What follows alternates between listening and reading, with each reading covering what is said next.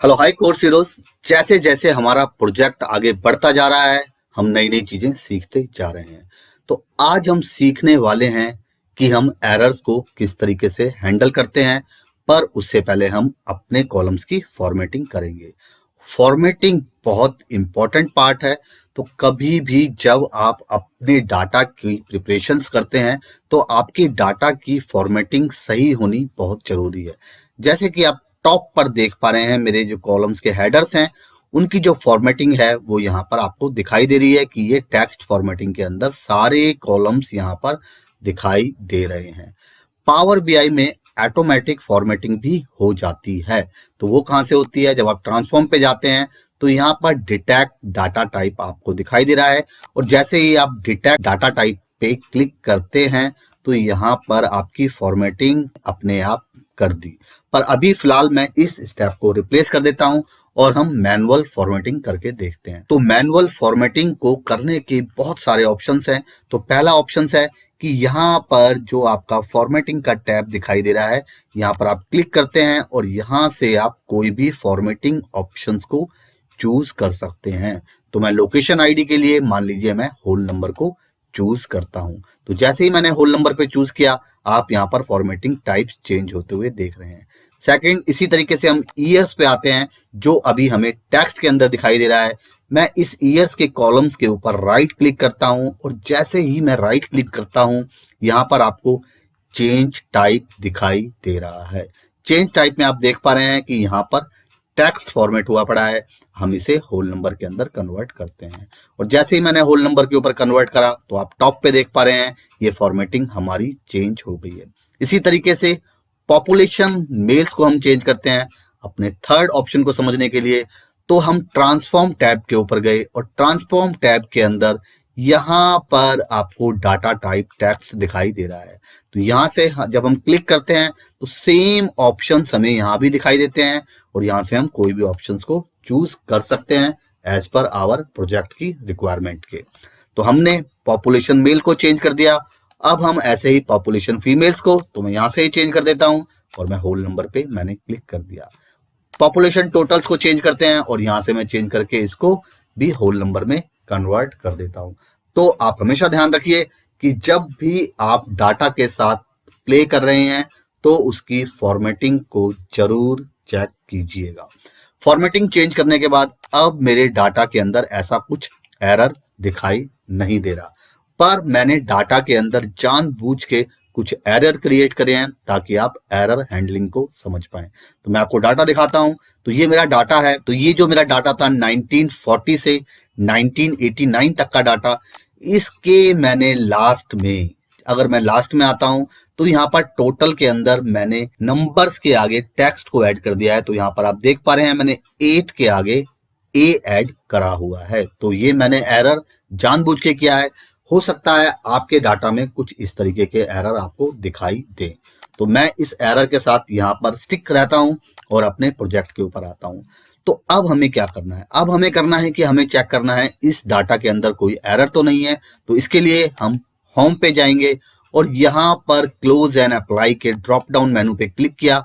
अब हम close and apply नहीं कर रहे, अभी हम सिर्फ अप्लाई कर रहे हैं ताकि हम इस सेम प्रोजेक्ट के ऊपर रहें, हम सेम पावर क्वेरी एडिटर की विंडो के ऊपर रहें।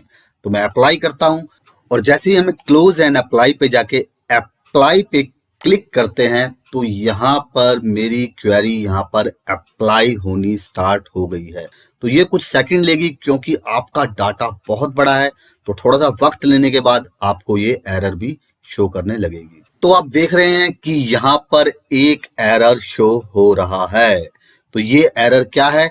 तो हम इस व्यू एरर के ऊपर क्लिक करते हैं और जैसे ही हम व्यू एरर के ऊपर क्लिक करते हैं तो हमारी एक नई विंडो ओपन हो गई है और यहाँ पर मेरा डाटा फिर से लोड हो रहा है। आप लेफ्ट हैंड साइड पे देख पा रहे हैं यहाँ पर एक नया ग्रुप ऐड हो गया है। उस ग्रुप का नाम है क्वेरी एरर। तो क्वेरी एरर ग्रुप ऐड हो गया है। तो पहले हम डाटा के लोड होने का थोड़ा सा वेट करते हैं, उसके बाद देखेंगे कि ये क्या है।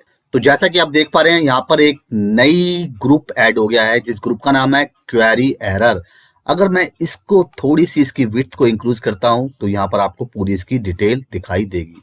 तो क्वेरी एरर दिखाई दे रहा है, ये एरर की डेट आ रही है, टाइमिंग आ रहा है, एरर इन पॉपुलेशन, तो इस ये बता रहा है कि जो एरर है वो किस फाइल के अंदर है। एरर इन पॉपुलेशन 1940 से 1989 की फाइल के अंदर एरर है, जो एरर हमने क्रिएट किया था।